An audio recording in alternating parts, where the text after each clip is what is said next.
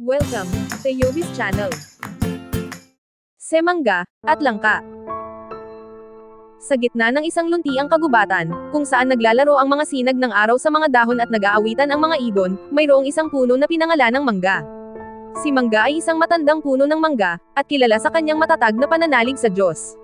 Ang bawat araw ay sinisimulan niya sa pagdarasal, nagpapasalamat sa Diyos sa araw, sa ulan, at sa lahat ng biyayang natatanggap niya.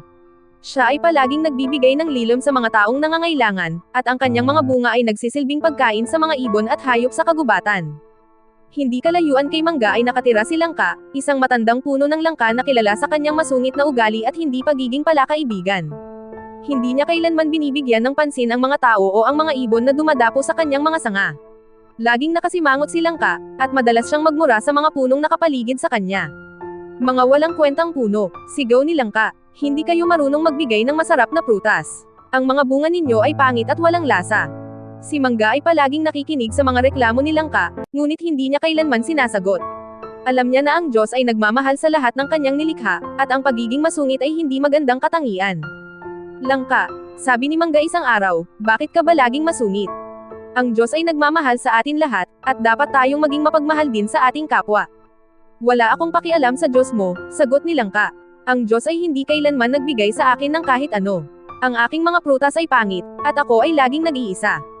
Mali ka, Langka, sabi ni Mangga. Ang Diyos ay nagmamahal sa atin lahat. At kung titingnan mo ng mabuti, marami kang mga biyaya sa buhay. Ngunit hindi nakumbinsi si Langka. Patuloy siyang nag-iisa at masungit. Isang araw, isang malakas na bagyo ang tumama sa kagubatan. Ang hangin ay humihip ng malakas, at ang mga puno ay nag-uuga-uga.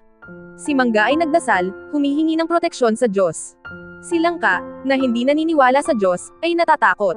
Nagsimula siyang manginig, at ang kanyang mga sanga ay nanginginig. Diyos, sigaw ni Langka, tulungan mo ako, ngunit walang sumagot sa kanya. Ang bagyo ay patuloy na humihip, at ang mga sanga ni Langka ay nagsimulang maputol. Nang makita ni Mangga ang nangyayari, dali-dali siyang lumapit kay Langka. Huwag kang matakot, Langka, sabi ni Mangga. Nasa Diyos ang ating kaligtasan. Nag-alok si Mangga kay Langka na hawakan ang kanyang mga sanga para hindi siya tuluyang mahulog. Nang matapos na ang bagyo, nagpasalamat si Langka kay Mangga. Sa unang pagkakataon, nakita niya kung gaano kahalaga ang pagkakaibigan at ang pananalig sa Diyos. Mangga, sabi ni Langka, pasensya ka na sa mga masasakit na sinabi ko sa iyo. Hindi ko alam kung gaano kahalaga ang pagiging mabait sa iba. Mula ngayon, magbabago na ako. Mula noon, naging magkaibigan na sina Mangga at Langka. Naging masaya na si Langka, at nagsimula na siyang magbigay ng lilom at bunga sa mga tao at hayop sa kagubatan.